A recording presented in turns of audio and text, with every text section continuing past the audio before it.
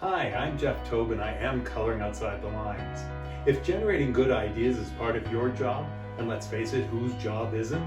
You know it's stressful when it feels as if you hit a wall and there's nothing fresh in your brain.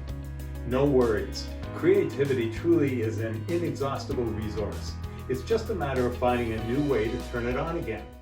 I've been talking about coloring outside the lines, about thinking more creatively for over 25 years, and I know that even I have challenges sometimes being creative. The good news is that there are some things you can do to spark your creativity. Here are some tips I suggest. Treat creativity like a muscle, one that needs to be regularly worked out. Just like going to the gym, I try to set aside an hour every day to write, whether it's working on a new book or a script for a video or just jotting down my thoughts. And while we're continuing the workout analogy, it's important to take breaks. If I'm stuck on a problem, sometimes it's helpful to step away from the desk and take a walk around the block or even take a shower.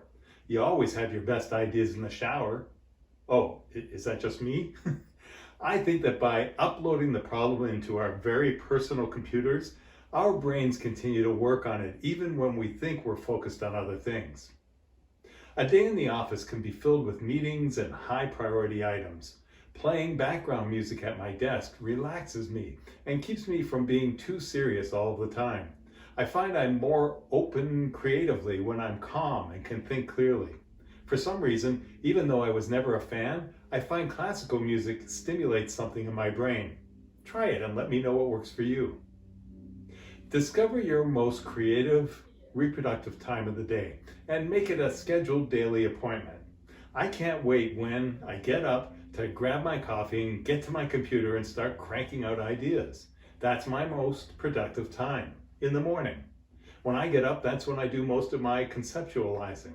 I'm a morning person. There's a whole science to it, and you need to be increasingly selective and disciplined about where your focus is invested each day. You could learn so much from reading, watching videos, traveling, and even simple conversations. Adopt a lifelong student mentality. Find the people you consider to be experts in your field and study them intensely. Make your car a traveling university. Listen to things you may never have thought you would listen to. I believe that everyone is capable of solving problems creatively, whether you're a marketer or an engineer, a salesperson or a maintenance worker. But our mobile devices can inhibit creative thinking. The amount of information that we receive from these devices on a daily basis is overwhelming. Sometimes simply taking a break from this sensory overload can inspire new ideas. It doesn't always necessitate more information or more stimulus, but a better mindset to examining the problem. Creativity for me stems from gaining a broad set of perspectives from diverse areas, since most sparks of insight are interdisciplinary in nature. For example, combining diverse topics, usually at the fringes, is in a unique and new way to look at things. Therefore, it's critical that you amass as much knowledge and perspectives from the broadest range you can, as broad as possible. Creativity, after all, is all about combining knowledge and new and unique ways of doing things. While we're talking about seeing a broad set of perspectives, I think another tip is to look at the world from their perspective. I once heard a sales trainer say, if you see the world through your customer's eyes, you'll see the way your customer buys. I love that. I like to remove myself from the equation, the problem I'm working on, and see it from somebody else's perspective. Maybe my customers or my teammates' point of view. By separating myself in this way, I find I have more creative license to solve things.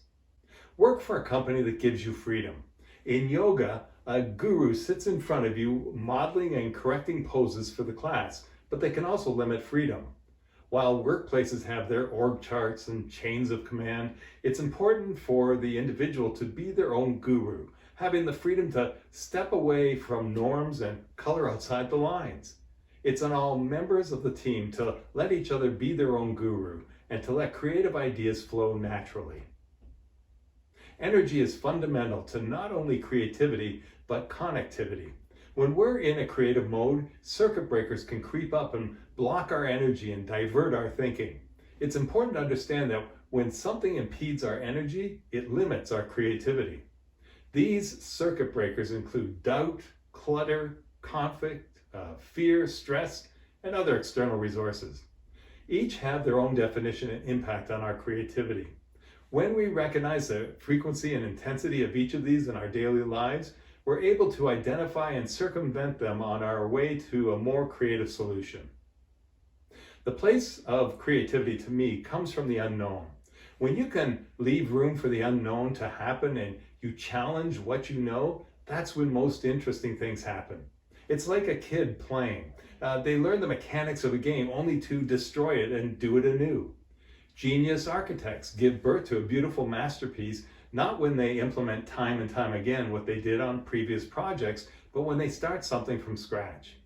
Rethink the space, challenge the unknown, work on something you've never tried before. I believe that creativity is at the core of any business success and should therefore be a part of our daily routine. I work for myself, so it's easy to take some time on a daily basis just to sit and think. When I consult with clients, I urge them to set aside a half hour each day or 2 hours per week to allow their people to tackle a project with no outside distractions. It works wonders on getting things done. I'm most creative when needing to problem solve my way out of challenging situations, approaching them from every angle for a best possible outcome. I also find that openly and frequently collaborating with my team members cultivates a space for creativity for everyone to share and build off of one another's ideas. This one is difficult if you're a naturally right-brained analytical person. Historically, every invention, every creative idea started because somebody dared to look for the second right answer. When you find yourself saying, "I've seen this 1,000 times before, I know exactly what to do," or when you settle on the first right answer, tell yourself there's got to be another right answer. I've been saying this for years, so I train myself to always be on the lookout for examples of somebody coming up with the second right answer. Here's a sign that I think proves my point.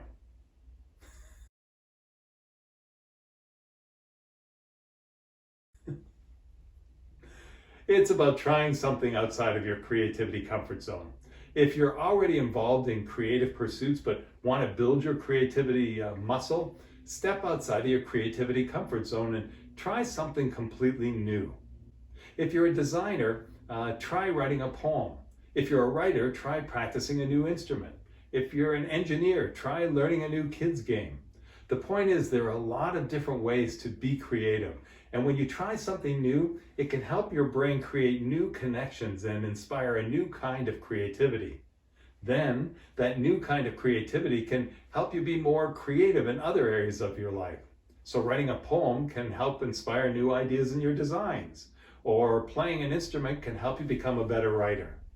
Switching tasks has been shown to increase creativity, and when you're switching between inherently creative tasks, it's an even greater benefit.